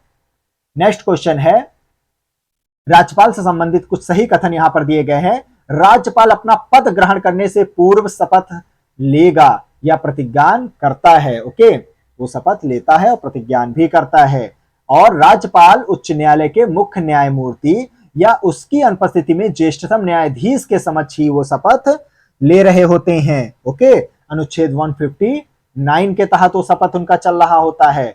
शपथ या प्रतिज्ञान का प्रारूप भारतीय संविधान की तीसरी अनुसूची में नहीं किया गया है। ध्यान दीजिएगा, तीसरी अनुसूची में इसका जिक्र नहीं मिलेगा आपको। नेक्स्ट क्वेश्चन है, कौन राज्यपाल को पद की शपथ ग्रहण करवाते हैं? तो वो उच्च न्यायालय के मुख्य न्यायाधीश से अनुच्छेद 159 के तहत दिलवाते हैं, उनको शपथ दिलवाते हैं, ग्रहण करवाते हैं। नेक्स्ट है क्वेश्चन, किसी भारतीय राज्य के राज्यपाल से संबंधित सही कथन है। वह भारत के राष्ट्रपति द्वारा नियुक्त होता है, बिल्कुल सही। वह एक से अधिक राज्यों का राज्यपाल बिल्कुल हो सकता है। वह 5 वर्ष तक पद पर बने रह सकते हैं, बिल्कुल बने रह सकते हैं। ओके, और एक चीज और, जो राज्यपाल होते हैं राष्ट्रपति के ही प्रसाद पर्यंत पद धारण करते हैं अनुच्छेद 156 के तहत, याद रखिएगा ये भी। और राज्य व्यवस्थापिका द्वारा राज्यपाल को हटाए जाने का कोई प्रावधान नहीं किया गया है। राज्य व्यवस्थापिका द्वारा, ध्यान दीजिएगा, राज्यपाल को हटाए जाने का ऐसा कोई भी प्रावधान नहीं है। देखिए यहां पर मैंने अभी आपको बता दिया, अनुच्छेद 156 के अनुसार राज्यपाल राष्ट्रपति के ही प्रसाद पर्यंत अपना पद धारण करते हैं और पदावली से पूर्व भी राष्ट्रपति ही उसे पदच्युत भी कर सकते हैं, लेकिन केंद्रीय मंत्रिपरिषद की सलाह पर। नेक्स्ट क्वेश्चन देखते हैं, संविधान के अनुच्छेद 156 के उपबंध है कि राज्यपाल अपने पद ग्रहण करने की तारीख से 5 वर्ष की अवधि तक पद धारण करेंगे। ये अनुच्छेद 156 में बात कही गई है। इससे निम्नलिखित में से कौन सा निष्कर्ष निकल के आपके सामने आएगा? अब उनको पद मिला है तो कुछ तो निष्कर्ष भी निकलेगा। राष्ट्रपति उसे अवधि पूर्ण करने से पूर्व हटा सकते हैं। राष्ट्रपति, ओके, अवधि कंप्लीट ना हुआ हो हटाया जा सकता है। और दूसरा पॉइंट है, राज्यपाल जो है अपने पद की अवधि समाप्त हो जाने पर भी तब तक अपने पद पर बने रहेंगे जब तक कि उसका उत्तराधिकारी पद ग्रहण नहीं कर लेता है। तो ऐसा भी नहीं कि 5 वर्ष कंप्लीट हुआ निकल ही जाएंगे, बिल्कुल नहीं। जब तक नया नहीं आ जाएंगे, नया उत्तराधिकारी अपने पद को ग्रहण नहीं कर लेते हैं, बैठ नहीं जाते हैं, तब तक वो बने रहेंगे। ओके, नेक्स्ट क्वेश्चन है, यह कथन सत्य है? देखते हैं कौन सा कथन सत्य है। भारत के संविधान में राज्यपाल को अपने पद से हटाने हेतु कोई भी प्रक्रिया अधिकथित नहीं की गई है। संविधान में इसका जिक्र नहीं किया गया है। नोट में देखते हैं, जम्मू कश्मीर पुनर्गठन अधिनियम 2019 के तहत जम्मू कश्मीर तथा लद्दाख संघ राज्य क्षेत्रों का प्रशासन राष्ट्रपति के द्वारा किए जाने का प्रावधान अब कर दिया गया है। जम्मू कश्मीर पुनर्गठन अधिनियम 2019 के तहत, याद रहेगा ये चीज, उसके द्वारा नियुक्त राज्यपालों के माध्यम से ये किया जा रहा होता है। जैसे वहां पर राज्यपाल नियुक्त किए जाएंगे, उनके द्वारा ये किया जा रहा होता है। नेक्स्ट क्वेश्चन है, केंद्र शासित प्रदेश लद्दाख का प्रथम लेफ्टिनेंट गवर्नर किसे नियुक्त किया गया था? तो वो थे राधा कृष्ण माथुर जी थे। नेक्स्ट क्वेश्चन है, राज्य के वेतन और भत्ते दिए जाते हैं कंसोलिडेटेड फंड ऑफ स्टेट से दिए जाते हैं। ओके, यानी कि राज्य की संचित निधि से दिए जाते हैं। नेक्स्ट क्वेश्चन, जब एक ही व्यक्ति को 2 या 2 से अधिक राज्यों का राज्यपाल नियुक्त किया जाता है तो उस राज्यपाल को जो उपलब्धियां मिल रही होती हैं, जो भत्ते मिल रहे होते हैं, वो कैसे मिलते हैं? फिर इसे उस राज्य के बीच ऐसे अनुपात में आवंटित कर दिया जाता है, बांट दिया जाता है जैसे राष्ट्रपति आदेश द्वारा अवधारित करे। कौन? राष्ट्रपति। उनके आदेश द्वारा ये निश्चित किया जाता है कि कैसे किस अनुपात में उनको ये उपलब्धियां या भत्ते मिलने चाहिए। नेक्स्ट क्वेश्चन है, किसी राज्य के राज्यपाल को दी गई विवेकाधीन शक्तियां कौन कौन सी होती हैं? विवेकाधीन, ध्यान दीजिएगा, शक्तियां तो कई प्रकार की होती हैं, लेकिन विवेकाधीन की बात कर रहा है, जो उनके विवेक पर निर्भर करता है। भारत के राष्ट्रपति को राष्ट्रपति शासन अधिरोपित करने के लिए रिपोर्ट भेजना। जब संवैधानिक तंत्र विफल हो जाता है तब राष्ट्रपति शासन की बात उठती है। ओके, तब ये जिक्र होता है अनुच्छेद 356 के तहत। ये उनके विवेकाधीन शक्तियों में आता है राज्यपाल के। नेक्स्ट है, राज्य विधानमंडल द्वारा पारित कतिपय विधेयकों को भारत के राष्ट्रपति के विचार के लिए आरक्षित करना। कि मतलब जो राज्य विधानमंडल कोई ऐसा विधेयक ले आया हो, नहीं ठीक लग रहा हो राज्यपाल जी को, तो वो क्या करेंगे? राष्ट्रपति महोदय को भेज देंगे कि आप एक बार इसको पढ़ लीजिए और हमको बताइए क्या मैं इसे पारित कर दूं। ये चीज होता है, ये भी उनके विवेकाधीन शक्तियों में राज्यपाल के आता है। राज्य के राज्यपाल मंत्रिपरिषद के परामर्श से स्वतंत्र कार्य कर सकते हैं। क्वेश्चन नेक्स्ट है, ये कौन कौन से कार्य वो मंत्रिपरिषद के सलाह के बगैर ही कर सकते हैं, एकदम फुल स्वतंत्रता रहती है उनको। विधानसभा में सरकार को अपना बहुमत सिद्ध करने को कहने के लिए, कि सरकार से कहेंगे भैया अपना बहुमत तो सिद्ध कर दो, ये तो मैं पूछ ही सकता हूं, मैं तो स्वतंत्र हूं इस क्षेत्र में आपसे पूछने के लिए, वो चीज होता है। मुख्यमंत्री को बर्खास्त करने के लिए, इसके लिए भी पूरे तरीके से स्वतंत्र है वो।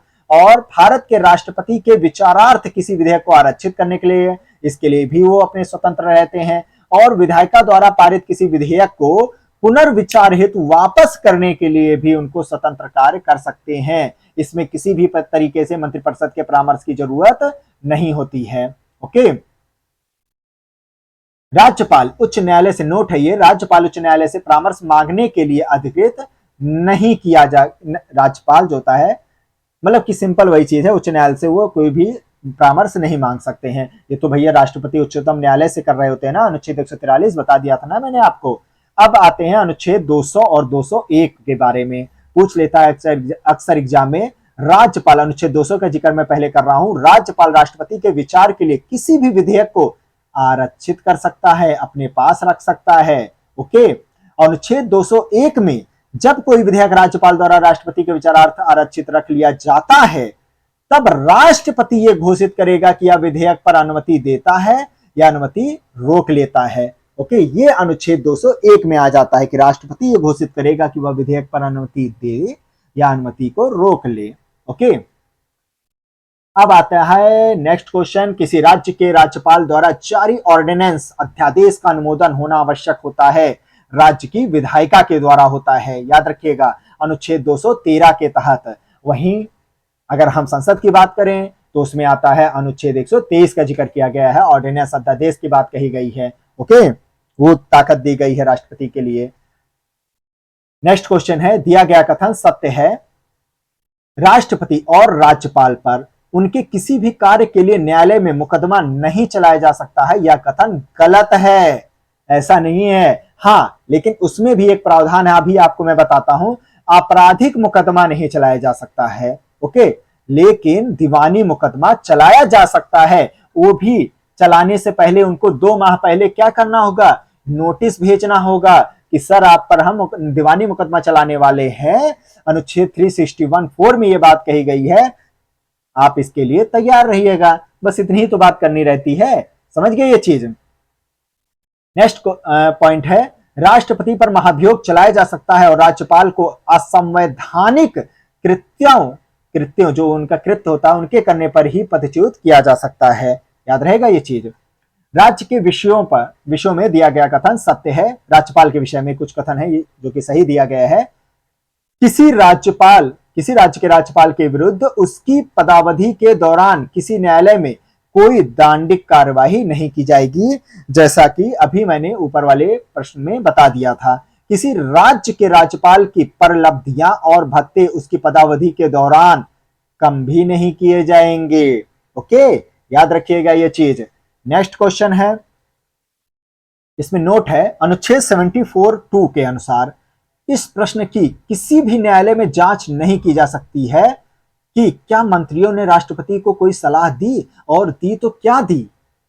इसकी जांच न्यायालय में नहीं की जा सकती है। ऐसे किसी भी प्रश्न की जांच नहीं की जा सकती है अनुच्छेद 74(2) के तहत। वहीं यही चीज अनुच्छेद 163(3) में यह बात कही गई है, यही व्यवस्था राज्यपाल के केस में की गई है कि राज्यपाल को किसी मंत्री ने किसी मंत्री ने जो होता है राज्यपाल को कोई सलाह, विधायक ने सलाह दिया कि नहीं दिया, क्या नहीं दिया, इस पर न्यायालय में कोई भी जांच नहीं की जाएगी।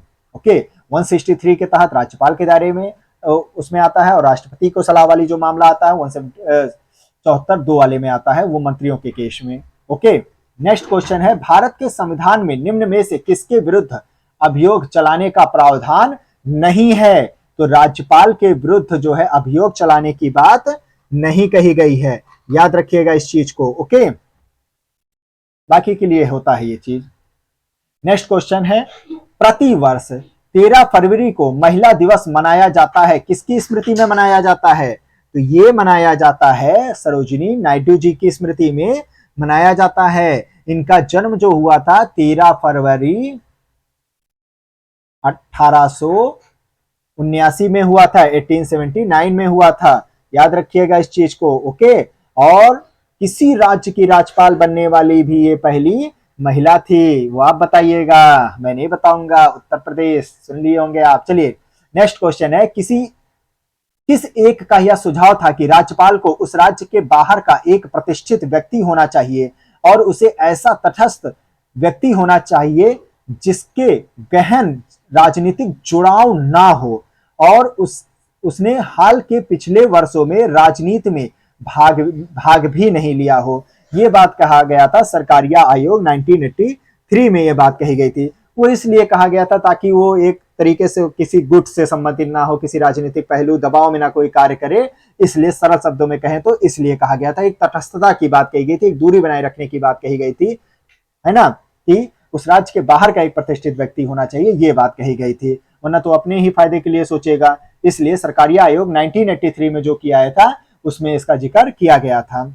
नोट में मैं आपको एक चीज बताता हूं, राज्यपाल पहले जब होता था, राज्यपाल जो होता था राज्य विधानसभा के लिए एक आंग्ल भारतीय समुदाय को क्या करता था, नियुक्त करता था। ओके, लेकिन अनुच्छेद 104 के संविधान संशोधन अधिनियम 2019 के द्वारा अनुच्छेद 334 में संशोधन करके इस प्रावधान की अवधि को आगे ना बढ़ाते हुए क्या कर दिया गया है, निष्प्रभावी कर दिया गया है। ओके, वहीं पर समाप्त, खत्म। चलिए नेक्स्ट क्वेश्चन देखते हैं, राज्य विधान मंडल और मंत्री परिषद के बारे में यहां पर समझते हैं। भारतीय संविधान के अनुसार राज्यों की विधायिका में सम्मिलित होता है। कौन कौन होते हैं, देखिए, एक तो ऑप्शन में जैसे दिया रहेगा विधानसभा राज्यपाल, ये भी सही रहेगा, और दूसरा ऑप्शन अगर ये दिया रहेगा राज्यपाल विधानसभा विधान परिषद, जहां इसका अस्तित्व है, तो वो भी सही आंसर माना जाएगा। नेक्स्ट क्वेश्चन है, राज्य में दूसरे सदन की स्थापना उसे रद्द करने से संबंधित कौन सी सही विधि मानी गई है। ध्यान दीजिएगा, दूसरे सदन की स्थापना यानी विधान परिषद की बात कर रहा है, तो संबंधित राज्य की विधानसभा द्वारा पूर्ण बहुमत से पारित प्रस्ताव और संसद से पारित विधि के द्वारा ही यह बात कही जा सकती है कि किसी भी विधान परिषद को स्थापित किया जाए फला राज्य में या रद्द कर दिया जाए। नोट में मैं आपको बताता हूं, अनुच्छेद 169(1) के तहत 169(1) के अनुसार राज्य में दूसरे सदन अर्थात विधान परिषद की स्थापना या विघटन संसद विधि द्वारा कर सकती है। कब, जब उस राज्य के विधानसभा सदन की कुल सदस्य संख्या के बहुमत तथा उपस्थित यो मत देने वाले सदस्यों के 2/3 बहुमत से यह पारित कर दिया जाए। ये विधानसभा में ये चीज होगा। और वहीं संसद में साधारण विधेयक की भांति सामान्य बहुमत से यह पारित कर दिया जाए तो फला विधान राज्य में विधान परिषद या तो स्थापित हो जाएगा या विघटित कर दिया जाएगा, और यह अधिकार फिर संसद को मिल जाता है। नेक्स्ट क्वेश्चन है, राज्य विधान परिषद के समापन के लिए राज्य विधानसभा द्वारा संविधान के अनुच्छेद 169 के अंतर्गत 169 के अंतर्गत स्वीकृत संकल्प के बारे में सही कथन कौन सा है? तो इसके बारे में जो सही कथन है वो है, यह केंद्र सरकार पर कोई बाध्यता आरोपित नहीं कर रहा होता है ना, कि ऐसा नहीं कि राज्य विधानसभा ने कहा कि भैया मेरे लिए 169 के तहत ऐसा आप करिए ही। ये केंद्र सरकार पर कोई बाध्य नहीं है कि वो करने के लिए एकदम तैयार ही है कि नहीं चलो करवाते ही हैं। ये चीज इसमें कहा गया है कि यह केंद्र सरकार पर कोई बाध्यता आरोपित नहीं करता है कि वह संसद में विधि निर्माण हेतु कार्यवाही करे ही करे। दिया गया कथन सत्य है। विधान परिषद की सदस्य संख्या उस राज्य की विधानसभा के सदस्यों की कुल संख्या की 1/3 से अधिक नहीं होगी। ध्यान दीजिएगा, जो विधानसभा परिषद में जो सदस्य संख्या होती है उस राज्य के जो विधानसभा है उनकी सदस्य संख्या जितनी है उसके 1/3 से अधिक नहीं होगी, लेकिन किसी भी दशा में 40 से कम भी नहीं होगी। ये बात अनुच्छेद 171(1) में कहा गया है। वहीं दूसरे पॉइंट में बताया गया है, विधान परिषद के जो सभापति पीठासीन अधिकारी जो होते हैं, सभापति और उपसभापति का निर्वाचन विधान परिषद द्वारा किया जाता है, ना कि राज्यपाल के द्वारा किया जाता है। ओके, विधान परिषद के द्वारा ही किया जाता है। नेक्स्ट क्वेश्चन है, उत्तर प्रदेश की विधान परिषद में राज्यपाल द्वारा कितने सदस्यों को मनोनीत किया जाता है? तो कुल सदस्य का 1/10वां भाग जो है राज्यपाल के द्वारा क्या किया जाता है? मनोनीत किया जाता है। ध्यान दीजिएगा, भारतीय संविधान के, और कहां पर? विधान परिषद में। यह भी पॉइंट ध्यान दीजिएगा। नेक्स्ट क्वेश्चन है, भारतीय संविधान के अनुच्छेद 170 के अनुसार किसी राज्य की विधानसभा के सदस्यों की न्यूनतम तथा अधिकतम संख्या क्रमशः हो सकती है। देखिए, न्यूनतम जो संख्या हो सकती है विधानसभा में वो 60 हो सकती है और अधिकतम 500 हो सकती है, याद रखिएगा। नोट में मैं बताता हूं, जम्मू कश्मीर राज्य के 2 संघ राज्य क्षेत्रों में विभाजन के साथ ही यहां विधान परिषद समाप्त कर दी गई है। चलिए नेक्स्ट क्वेश्चन अब देखते हैं, कौन एक राज्य की विधानमंडल के किसी सदस्य की निर्भरता से संबंधित किसी प्रश्न का विनिश्चय करने हेतु अंतिम सत्ता होती है? निर्भरता नहीं होगा, यहां निर्हरता होगा। ये ऐसा होता है कि विधानमंडल के जो सदस्य होते हैं, जो विधायक होते हैं, उनकी जो सदस्यता की बात होती है उसके निर्हरता से संबंधित कोई भी जो मामला होता है उसका जो अंतिम निर्णय होता है वो राज्यपाल का होता है। अंतिम अधिकार राज्यपाल को दिया गया है उस पर निर्णय लेने का, लेकिन वो ये जो निर्णय ले रहे होते हैं इसके लिए वो निर्वाचन आयोग की राय ले रहे होते हैं। निर्वाचन आयोग की सलाह पर ही, वो उनकी सलाह पर, उनके राय पर ही ये कार्य कर रहे होते हैं। निर्भरता से संबंधित जो भी बात होते हैं, ये बात कही गई है अनुच्छेद 192 में कही गई है 192 के तहत, कि राज्य के विधानमंडल के लिए किसी सदस्य की निर्भरता से संबंधित किसी प्रश्न के विनिश्चय करने हेतु अंतिम सत्ता राज्यपाल में है। ये 192 में है। नेक्स्ट क्वेश्चन है, विधानसभा के विघटन के बाद भी उसका अध्यक्ष पद पर बना रहता है। क्यों भाई, ऐसा क्यों? विघटन के बाद भी, विधानसभा के विघटन के बाद गठित विधानसभा की पहली बैठक के ठीक पूर्व तक बने रहते हैं। ओके, नेक्स्ट क्वेश्चन है, भारत के किसी राज्य की विधानसभा के संदर्भ में सही कथन है? विधानसभा के संदर्भ में कह रहा है, विधान परिषद ने सभा के संदर्भ में। वर्ष के प्रथम सत्र के प्रारंभ में राज्यपाल सदन के सदस्यों के लिए एक रूढ़िगत संबोधन करते हैं। बिल्कुल करते हैं, सही है। ये कौन करते हैं? राज्यपाल कर रहे होते हैं। जब किसी विशिष्ट विषय पर राज्य विधानमंडल के पास कोई नियम नहीं होता है तो उस विषय पर वो लोकसभा के ही नियमों का क्या कर रहा होता है? पालन कर रहा होता है। ओके, नेक्स्ट क्वेश्चन है, राज्य विधानसभा किसके निर्वाचन में भाग लेता है? विधानसभा की बात कर रहा हूं। वो राष्ट्रपति के भी निर्वाचन में भाग लेते हैं, राज्यसभा के भी सदस्यों के निर्वाचन में भाग लेते हैं, और इतना ही नहीं, राज्य विधान परिषद के सदस्यों के निर्वाचन में भी भाग लेते हैं। मोस्ट इंपॉर्टेंट है, याद रखिएगा। एक चीज मैं और आपको बता देता हूं, जैसे कि मैंने आपको वहां पर बताया था कि सदस्यों की जो निर्भरता की बात होती है उसमें अंतिम जो विनिश्चय होता है, निर्णय होता है, वो राज्यपाल लेता है निर्वाचन आयोग की सलाह पर। लेकिन अगर कोई मामला 10वीं अनुसूची दल बदल कानून अधिनियम के तहत आ जाता है, उसके तहत किसी की दल बदल कानून के तहत अगर कोई मामला आ जाता है, उसके तहत किसी की सदस्यता की बात उठती है, निहरता की बात उठती है, तो उसके लिए पीठासीन जो अधिकारी होते हैं उन्हीं का ही, जो भी विधान परिषद के जो पीठासीन अधिकारी होंगे, जो सभापति होंगे या विधानसभा के मामले में अध्यक्ष जो होंगे, है ना, उनका ही निर्णय मान्य होता है। ये चीज याद रखिएगा, वो दल बदल के केस में होता है। चलिए नेक्स्ट क्वेश्चन देखते हैं। राज्य की संचित निधि का संचालन किया जाता है, राज्य विधान मंडल के द्वारा ही राज्य की संचित निधि का जो है संचालन किया जाता है। मोस्ट इंपॉर्टेंट है, याद रखिएगा। नेक्स्ट क्वेश्चन है, कौन एक राज्य की आकस्मिक निधि की स्थापना के लिए उत्तरदायी होता है? किसी राज्य की विधान मंडल ही होती है, अनुच्छेद 267 267 के 2 के तहत। ओके, 267 के उपखंड जो होता है 2 के तहत जो होता है, किसी राज्य के मतलब की आकस्मिक निधि की बात राज्य के केस में कही गई है। नेक्स्ट क्वेश्चन है, धन विधेयक के अतिरिक्त, ध्यान दीजिएगा अतिरिक्त की बात कर रहा हूं, एक विधेयक जो विधानसभा ने प्रथम बार पारित कर दिया हो, विधान परिषद में कितने माह तक पड़ा रह सकता है? तो 3 माह तक ही पड़ा रह सकता है, उससे ज्यादा नहीं। लेकिन हाँ, एक चीज और में होता है, मान लो पुनर्विचार के लिए उसे लौटा दे, तो अधिकतम उसके बाद अगर फिर से वो उसके पास आता है, विधान परिषद के पास है, कि मतलब उसने कह दिया कि एक बार इस पर पुनर्विचार करिए, फिर से उसने लौटा दिया, नहीं एक बार देख लो, कि विधानसभा को उसने दे दिया, विधानसभा ने फिर से विधान परिषद को दे दिया, विधान परिषद तब 1 ही माह तक उसको रोक सकता है, फिर उससे ज्यादा नहीं रोक पाएगा, उसके बाद तो वो पारित मान ही लिया जाएगा। समझ गए ये चीज? यहां पर काफी आप कंफ्यूज हो गए होंगे गोलमोल।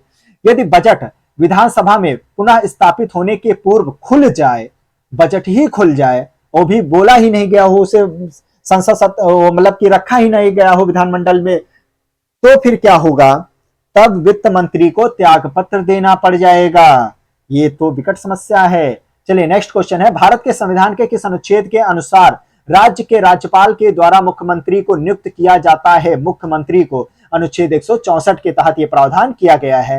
राज्य विधानसभा में कोई भी धन विधेयक पुनः स्थापित नहीं किया जा सकता है राज्य के राज्यपाल की संस्तुति के बिना। राज्यपाल के संस्तुति के कोई भी धन विधेयक क्या पुनर्स्थापित नहीं किया जा सकता। सेम वही प्रोसेस जैसा आप संसद के केस में देख रहे होते हैं, वहां पर कोई धन विधेयक अनुच्छेद 109 110 के तहत जब चल रहा होता था, तो बिना राष्ट्रपति के पूर्वानुमति से उसे आगे नहीं बढ़ाया जाता। तो वही सेम चीज यहां पर राज्य विधानसभा के केस में चलता है। समझ गए ये चीज? मुख्यमंत्री, नोट में देखते हैं, मुख्यमंत्री राज्यपाल द्वारा औपचारिक नियुक्ति पाता है, ना कि चयनित होता है, नियुक्ति पाता है। अब जो भी विधानमंडल में जो विधानसभा होती है, उसमें जो बहुमत दल का नेता होता है उसे ही मुख्यमंत्री चुन लिया जाता है, नियुक्त कर लिया जाता है, चयनित नहीं होता है।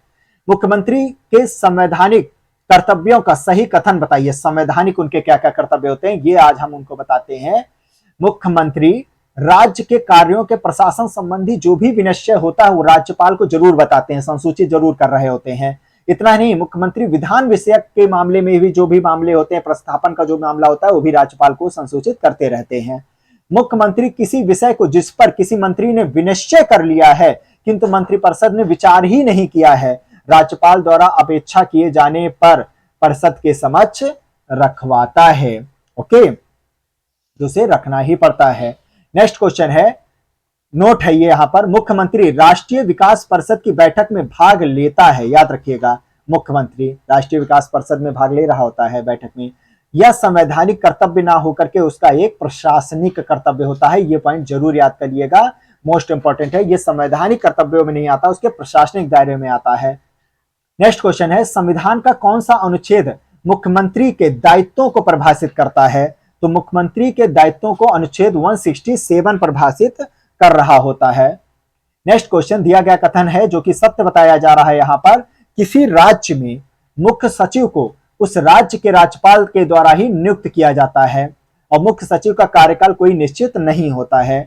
नेक्स्ट क्वेश्चन है, राज्य सचिवालय के प्रशासन में मंत्रिमंडल को जाने वाले सभी जो फाइल्स होते हैं उसके किसके माध्यम से भेजी जानी आवश्यक होती हैं? तो वो मुख्य सचिव के माध्यम से ही भेजी जा रही होती हैं। ओके, भारत में कौन एकमात्र राज्य है जहां सामान्य सिविल कोड लागू है? तो वो है गोवा।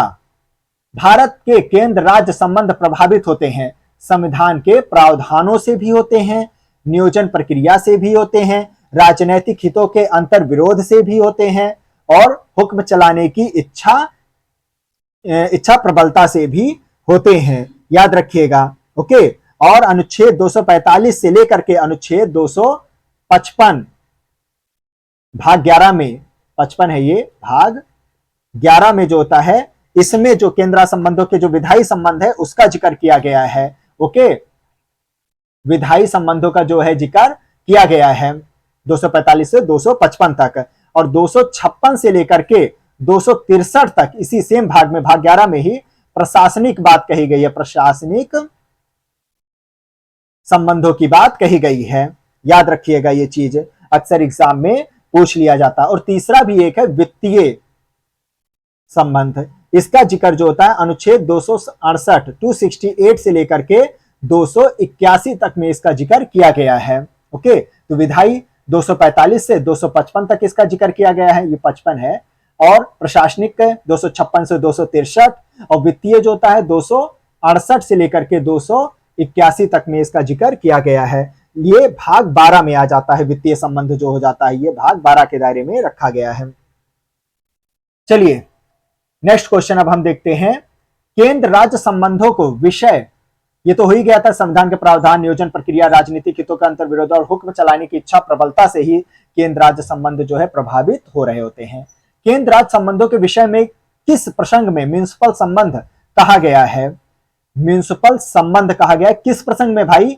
योजना प्रक्रम में राज्य पर केंद्र के नियंत्रण के प्रसंग में कहा गया है। म्युनिसिपल संबंध क्या होता है सर जी? इसका मतलब होता है कि सरकार के सभी स्तर, चाहे वो केंद्र हो, राज्य हो या स्थानीय जो निकाय होती हैं, में आपसी भागीदारी और परस्पर सहयोग की इसमें बात कही गई है। जैसे कोई योजना हुआ, उसका निर्माण करना हुआ, उसके लिए एक सलाह, एक भागीदारी, सभी की भागीदारी की बात होती है, उसका यहां पर जिक्र किया गया है। योजना प्रक्रम में राज्य पर केंद्र के नियंत्रण के प्रसंग की बात कही गई है।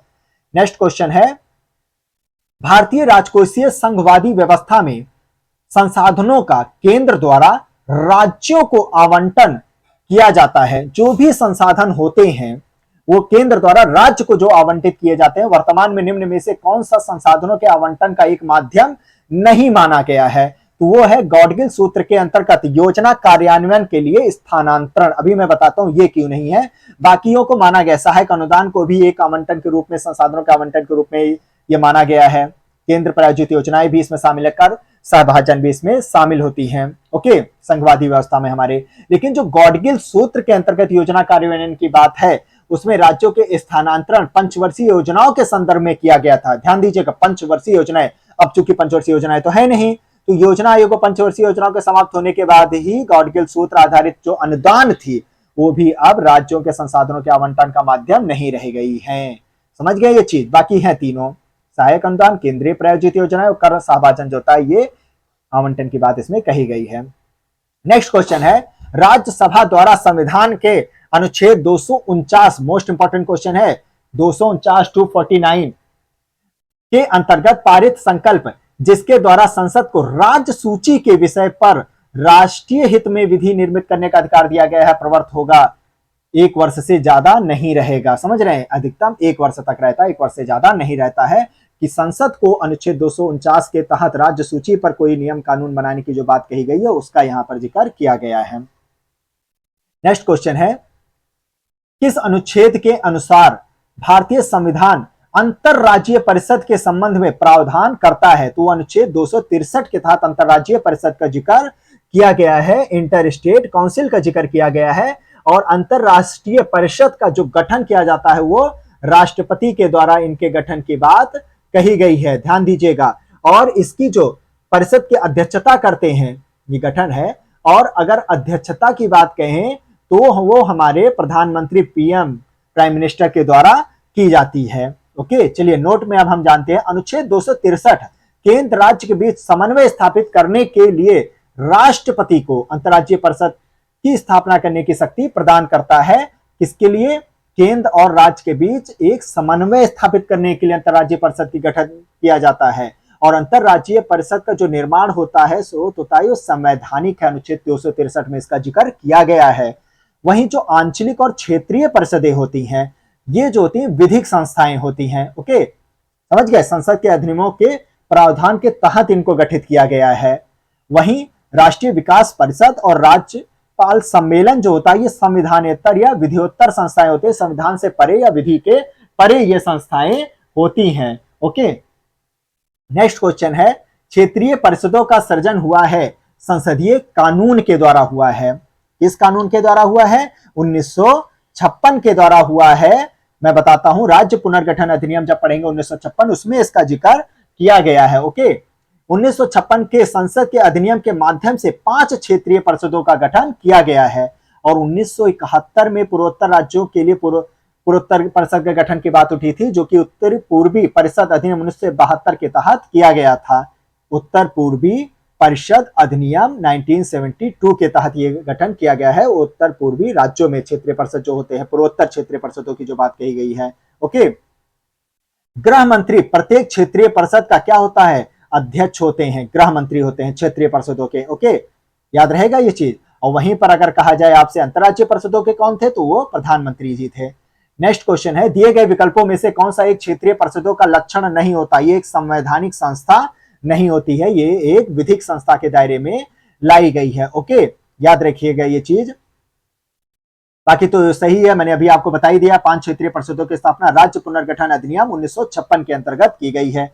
दूसरा एक पॉइंट याद रखिएगा, यद्यपि चंडीगढ़ राज्य नहीं है फिर भी क्षेत्रीय परिषद में इसको शामिल किया गया है। याद रखिएगा चंडीगढ़ को। और यह जो क्षेत्रीय परिषदें होती हैं एक परामर्शदात्री संस्था होती है। नेक्स्ट क्वेश्चन है, भारत में क्षेत्रीय परिषदों के संदर्भ में दिया गया कथन सत्य है?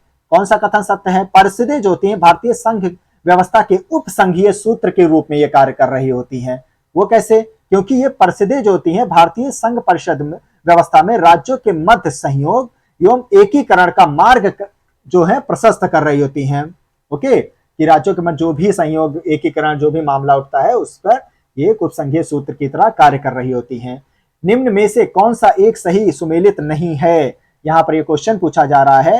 देखिए ये सही है, अंतरराज्यीय मतलब कि इस आंसर ये सही है, अंतरराज्यीय पानी के झगड़ों में केंद्रीय संसद के अधिनिर्णय की जो शक्ति होती है भारतीय संविधान के अनुच्छेद 262 में होती है। बिल्कुल सही है, 262 के तहत ही होती है। ओके, इसी में ही जल संबंधी विवादों का अधिनिर्णय की बात कही गई है। अंतरराज्यीय जल विवाद अधिनियम 1956 में ही लाया गया था, ये भी सही है, लेकिन ये गलत है और क्वेश्चन में पूछा जा रहा है कौन सा सही नहीं है। ओके, तो नदी बोर्ड एक्ट 1970 नहीं, नदी बोर्ड एक्ट 1956 में लागू किया गया था जब जल विवाद अधिनियम लाया गया था। ओके, याद रखिएगा, मोस्ट इंपॉर्टेंट है ये। और राष्ट्रीय जल नीति भी 1987 में ही लाई गई थी। दिया गया कथन सत्य है और सही व्याख्या भी करता है, उसके बारे में हम समझते हैं। सरकारिया कमीशन की सिफारिश के अनुसार अनुच्छेद 356 का प्रावधान कम से कम होना चाहिए, ये सरकारिया कमीशन में कहा गया था। 356 वही राष्ट्रपति शासन की बात कही है कि इसका जो है कम से कम होना चाहिए इस्तेमाल। ओके, और जिन राजनीतिक दलों ने केंद्र में सरकार बनाई उन्होंने अनुच्छेद 356 का दुरुपयोग किया है, ये भी उन्होंने बात कही थी। ओके, नेक्स्ट क्वेश्चन है, मतलब कि ये भी इसकी जो एक व्याख्या में है ये बात सही कही गई है। किस आयोग, नेक्स्ट क्वेश्चन है, किस आयोग ने स्थायी अंतरराज्यीय परिषद जो अंतर सरकारी परिषद के नाम से जानी जाती की स्थापना का समर्थन करता है? सरकारी आयोग जो है ये स्थायी अंतरराज्यीय परिषद की स्थापना का जो है ये समर्थन करता है सरकारी आयोग। नेक्स्ट क्वेश्चन है, दिया गया कथन जो कि सत्य है व्याख्या भी वो कर रहा होता है, कौन सा है? केंद्र राज्य संबंधों पर पुनर्विचार की मांगे बढ़ती रही हैं। ओके, पुनर्विचार की मांग बढ़ती रही, क्यों बढ़ती रही है?